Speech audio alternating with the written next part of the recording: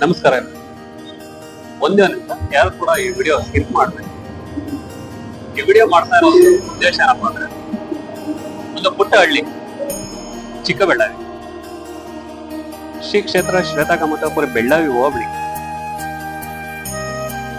ತುಮಕೂರು ಇಂದ ಕೇದಾರ್ನಾಥ್ ಬದ್ರಿನಾಥ್ ಯಾತ್ರೆ ಮಾಡ್ತಾ ಇದೆ. ಸೋಲೋ ಸೈಕಲ್ ರೈಡ್ ಅಂದ್ರೆ ಸುಮಾರು ಒಂದು 2 ತಿಂಗಳು ಪ್ಲಾನ್ ಇದೆ. ಇದು ನನ್ನಿಂದಾಗಿ ಯಾರ ಮನಸ್ಸಿಗಾದ್ರೂ ನೋವು ಉಂಟಾಗಿದೆ, ದಯವಿಟ್ಟು ಕ್ಷಮಿಸಿ ಅಂತ ಕೇಳ್ಬೋದು. ಹಾಗೆ ಎಷ್ಟೋ ಜನ ಕೇಳ್ತಾ ಇರ್ತೀರ, ಹಲವಾರು ಪ್ರಶ್ನೆಗಳು ಹೇಳ್ತಾ ಇರ್ತೀರ, ಬಟ್ ಅದಕ್ಕೆಲ್ಲ ಈಗ ನನ್ನಲ್ಲಿ ಉತ್ತರ ಇಲ್ಲ. ಯಾಕಪ್ಪ ಅಂದ್ರೆ ಮುಂದೊಂದು ವಿಡಿಯೋದಲ್ಲಿ ನಾನು ವಿವರಿಸ್ತಾ ಹೋಗ್ತೇನೆ. ಅಂದಾಗೆ ಕೆಲವೊಬ್ರು ನೀವು ಕೇಳೋ ಪ್ರಶ್ನೆ ಏನಪ್ಪಾ ಅಂದ್ರೆ, ಮನೆಯಲ್ಲೇ ದೇವರಿದ್ದಾರೆ,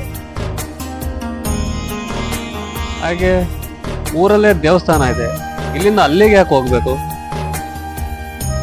ಇಂಥ ಒಂದು ಪ್ರಶ್ನೆಗಳು ತುಂಬಾನೇ ಜನ ಕೇಳ್ತಾ ಇರ್ತಾರೆ ನನಗೆ. ಬಟ್ ಈ ಕ್ಷಣಕ್ಕೆ ನನ್ನ ಹತ್ರ ಉತ್ತರ ಇಲ್ಲ ನಿಮ್ಗೆ. ಆದ್ರೆ ಮುಂದೆ ವಿಡಿಯೋದಲ್ಲಿ ನಾನು ಸಂಕ್ಷಿಪ್ತವಾಗಿ ವಿವರಿಸ್ತೀನಿ.